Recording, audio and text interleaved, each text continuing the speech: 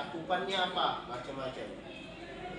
Dilihat perpustakaan sebagai sebuah institusi. Itu tadi kita lahir ada banyak bahan pustaka, lahirlah yang disebut dengan perpustakaan. Sebuah institusi sudah seperti itu. Nah, di zaman awal-awal Islam nanti kita belajar bagaimana praktik perpustakawanan di dunia Islam, melihat dari sejarahnya seperti itu. Nanti kita melihat di situ. Ya, itu muncul walaupun awal-awalnya hanya perpustakaan pribadi seperti itu. Nah, perpustakaan pribadi kemudian dibuatlah daftar pustaka tadi yang disebut dengan fikris seperti itu. Coba kalau Anda ke perpustakaan kita ya, itu ada buku tafsir atau apa yang jilidnya itu puluhan jilid, bahkan apa tebalnya itu bisa berapa meter gitu. Itu ada satu buku di apa di jilid pertama itu daftar pustakanya. Daftar pustakanya satu jilid. Daftar pustakanya tebal segini. Jadi kalau mau buka di sini jilid berapa ini, terutama ada tafsir ya, tafsir Quran dan sebagainya, itu kita cukup buka satu itu. Itu namanya kepustakaan. Ya. Itu disebut dengan kepustakaan. Berarti itu tinggal lihat itu aja. Itu daftar isinya yang di awal. Coba bisa kita bayangkan ulama kita dulu betapa hebatnya ya. Nulis karangan buku sebanyak lidah, ya, setebal lidah. Kemudian daftar pustakanya satu jilid. Coba profesor kita sekarang saya ngomong begini. Tidak ada yang dia paling daftar pustaka paling banter 5 halaman. Ini satu jilid itu khusus daftar pustakanya saja. Daftar pustakanya deh. Apa daftar isi? Daftar isi. Ya. Daftar isi. Kalau buku ini kan ada daftar isi. Ya. Nah, ini di depan itu. Di pangkal. Nah, itu daftar isinya itu satu jilid. Satu buku. Oke, Pak. Banyak seperti itu. Nah, ini ya. Jadi perpustakaan sebuah institusi. Kemudian ketika di sana ada apa? Ketika institusi ada yang ketuanya, kemudian yang lain-lainnya, itu dibuat dalam sebuah bentuk organisasi. Nah, di dalam dunia Islam, praktik dalam dunia Islam itu perpustakaan juga seperti itu.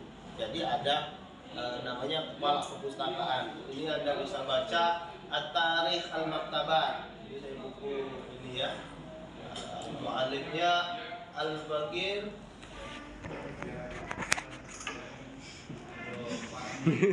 Tengok lagi itu. Ini ada dua. At-Tarikh Al-Maktabat. At-Tarikh Maktabat ini adalah sejarah perpustakaan. Ya, ini sejarah perpustakaan. Ini Dr. Subhani Abdul Aziz, ya, Al-Khalifah. Kemudian yang kedua Al-Maktabat fil Hadarah Al-Arabiyah Al-Islamiyah. Nah, ini tentang sejarah perpustakaan secara umum. Kalau yang ini tentang perpustakaan di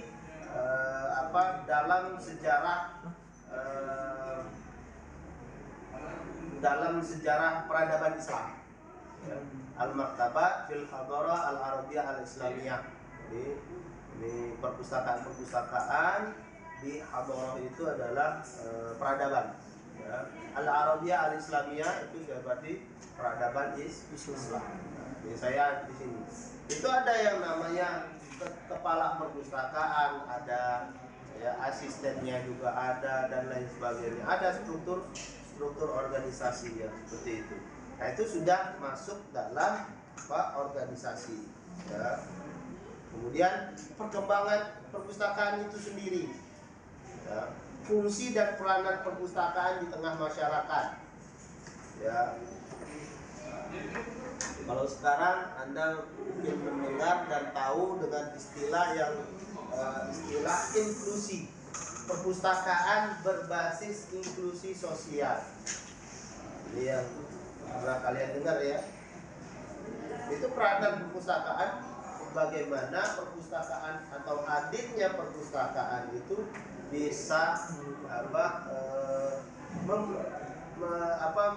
dapat memberdayakan masyarakat seperti itu.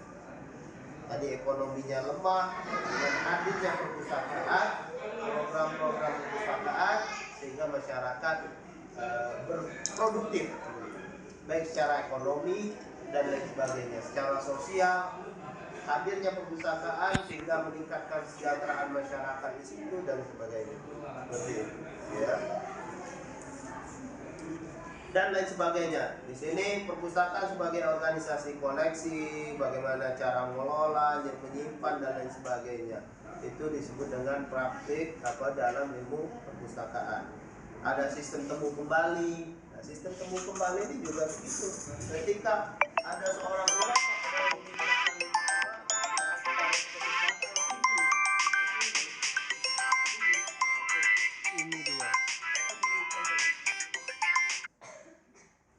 ya, jadi dalam rangka untuk supaya perpustakaan itu bisa menemukan seperti itu. Bisa menemukan bahan pustaka sesuai dengan keinginan pustaka ya. Itu juga di bagaimana sistem pengumpulan supaya orang bisa cepat menemukan koleksinya dan lain sebagainya. Pengawetan atau pelestarian koleksi. Nah, di zaman awal-awal Islam, pelestarian atau pengawetan itu juga sudah ada seperti itu. Ya, sudah terjadi. Bagaimana cara penggandaan? Ya, kalau dulu belum ada mesin fotokopi, maka ulama kita dulu menulis ulang begitu, menulis ulang. Nah, itu diawali dengan penulisan Al-Quran. Jadi di awal-awal sejarah Islam itu Al-Quran itu ditulis kembali. Sebelum Nabi wafat itu diperdengarkan, dibaca oleh para sahabat. Para sahabat juga banyak yang hafal, kemudian ditulis ulang. Setelah ditulis ulang, ditaruh di kantong-kantong Islam. Termasuk khalifah. Setelah itu dia memegang mushaf yang dinamakan Al-Quran. Nah, pada waktu itu tidak boleh menulis selain Al-Quran. Artinya praktik perbukuan di dalam Islam itu sudah dimulai sejak adanya Al-Quran. Begitu. Nanti kita bahas lebih detail nanti ketika sudah masuk di pertemuan beberapa ya, tentang perpustakawanan Islam. Nah, ini hanya ininya dulu ya, pengantarnya dulu di awal-awal.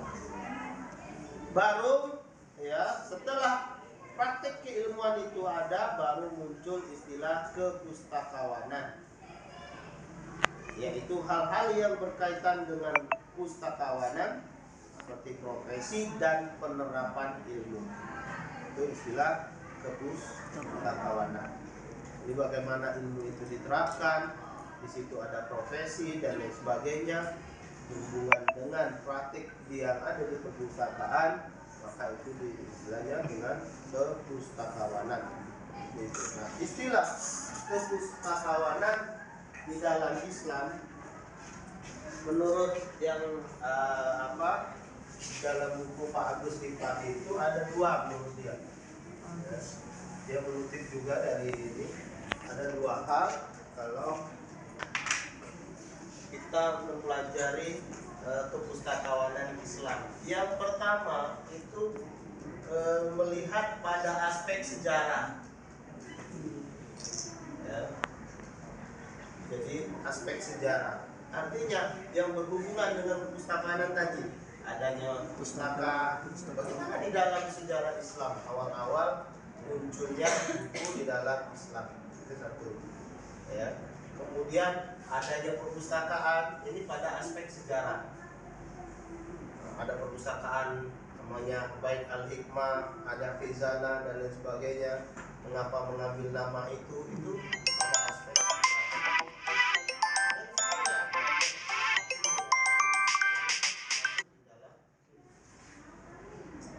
sejarah. Yang kedua, melihat pada aspek sumber Islam, yaitu di dalam Al-Quran dan Al-Hadis. Di dalam Al-Quran dan Hadis ini contoh ketika ada ayat Al-Quran Iqra, membaca itu kan berhubungan dengan pustakawanan. Ada yang pustaka, ada pemustaka, ada pustakawan. Itu untuk apa? Supaya pemustaka kita membaca begitu. Ketika kita pustakawan dapat bahan pustakawan, kemudian dia mendapat bahan pustaka atau membeli buku baru atau yang lain sebagainya di sini ya. Kemudian dia melakukan namanya klasifikasi dan lain sebagainya. Itu kan ada proses membaca di situ. Artinya di situ proses membaca. Jadi itu juga ini. Jadi melihat dari sumber, aspek sumber. Jadi melihat bagaimana Al-Quran dan Hadis itu berbicara tentang perpustakaan atau kepustakawanan. Nun wal qalam. Ada sumpah Allah tentang qalam, tentang pena dan lain sebagainya. Nun wa ma yasturun, apa-apa yang ditulis. Nah, itu. Semuanya itu berhubungan dengan praktik perpustakaan seperti itu. Kenapa Al-Quran turun pertama kali Iqra, dengan bahasa kata-kata bacalah. Karena membaca itu pintu gerbang, baca praktik dari perpustakaan. Dia hadis-hadis apapun yang berhubungan dengan kegiatan kepustakawanan ini pada aspek yang kedua. Jadi kita belajar sejarah kepustakawanan ini dari dua sudut. Yang pertama pada aspek sejarah di awal-awal Islam bagaimana, di mana Nabi memberantas buta huruf di kalangan bangsa Arab, gitu. Walaupun orang Arab itu bukan bodohnya, dia tidak bisa, maka Nabi sendiri itu tidak bisa membaca. Ketika ada malaikat Iqra ya Muhammad, maka Nabi Qori gitu. Saya ini tidak bisa membaca. Tapi bukannya bodoh tidak bisa membaca itu, seperti itu. Jadi orang-orang Arab itu hafalan terhadap ini sangat tinggi seperti itu. Dimana pada saat itu sastra Arab juga orang-orang berlomba-lomba membuat puisi sastra seperti itu. Nah, ini Al-Quran hadir juga begitu, seperti itu. Kenapa Nabi Muhammad tidak bisa menulis, membaca? Memang dikondisikan seperti itu. Seperti itu. Jadi tak mungkin orang tahu-tahu ujuk-ujuk bisa atau ini tak mungkin kalau dia bukan wahyu seperti itu. Jadi kejadian yang luar biasa yang terjadi pada manusia, anak hamba yang di luar nalar manusia itu disebut dengan wahyu dan lain sebagainya, mukjizat dan lain sebagainya, seperti itu. Nabi Musa bisa dengan tongkatnya bisa belah laut. Pada saat itu banyak bisa laut. Berikutnya mana bisa lagi? Kan cuma sekali. Di saat itu sudah seperti itu. Nah, begitu juga Nabi Muhammad. Ketika muncul dari lidahnya berupa syair-syair, selama ini beliau tidak pernah nulis syair gitu. Itu kan bukan wahyu dari mana, tidak mungkin gitu. Seperti itu. Jadi memang dikondisikan Nabi Muhammad memang ummi seperti itu. Tidak bisa membaca, tidak bisa menulis. Siapa yang disuruh menulis? para sahabatnya, seperti itu. Ya, seperti itu. Nah, inilah praktik sudah, praktik kepustakawanan, suruh nulis. Kemudian jangan sampai banyak tidak bisa membaca dan sebagainya, seperti itu. Jadi ketika ada tawanan Romawi dan Persia dan segala macam ya, itu mereka bisa bebas, bisa diinikan dalam sejarahnya itu kalau dia sudah mengajari umat Islam bahasa Persia dan lain sebagainya, seperti itu. Supaya apa? Umat Islam bisa bahasa selain bahasa Arab, seperti itu. Seperti itu. Ya. Jadi ini praktek dalam perpustakaan Islam dari dua aspek itu tadi. Ya, aspek sejarah dan aspek sumber. Nah, banyak hadis Nabi juga seperti itu. Ya, menganjurkan tentang membaca, menulis, menuntut ilmu dan lain sebagainya. Itu semuanya berhubungan nanti dengan perpustakaan. Nanti Anda bisa cari, nanti mungkin saya tugaskan, silakan cari di dalam Al-Quran, baik hadis dari Quran yang berhubungan dengan ini dan Anda bahas seperti itu. Bisa makalah, bisa jadi makalah seperti itu. Ya, tugas individu bisa.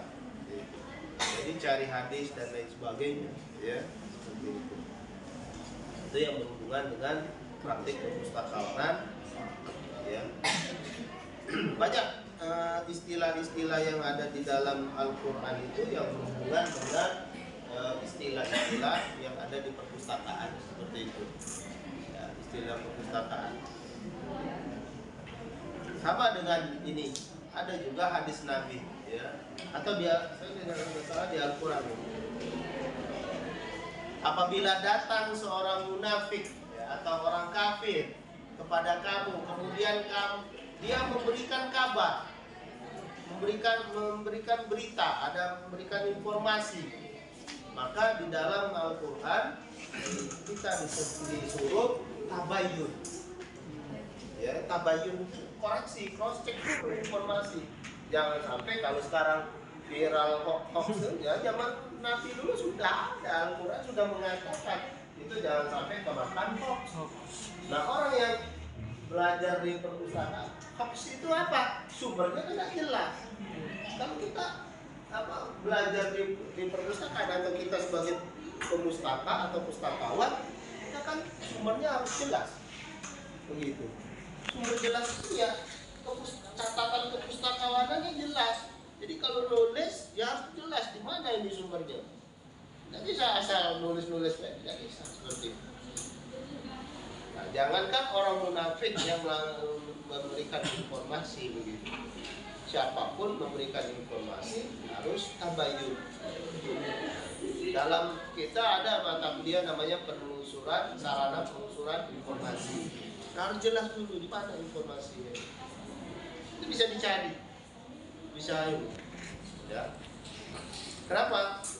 Ada yang menyebarkan YouTube. Nah, baru ini saya baca di ini ya. Di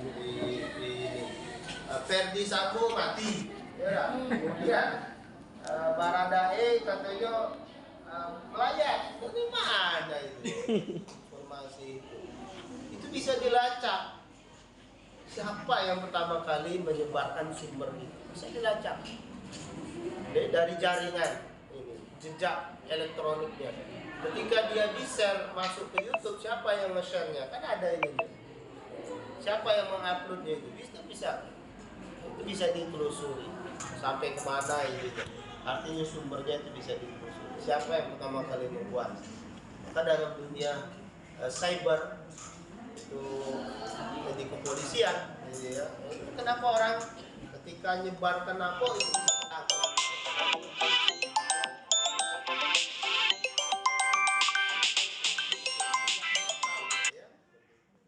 Nah, saya kira itu untuk pertemuan hari ini yang nanti mau kita bahas. Kemudian di sini ada istilah kepustakawanan, itu hanya tambahan saja dari yang ini ya. Makna dari kepustakawanan lebih jauh. Itu ada makna keadaan, status, tingkat keterampilan, dan keberkumpulan atau kebersamaan. Ada 4 varian itu yang ya seperti itu. Ya sudah, jadi stop dulu lagi bapak saya hapus.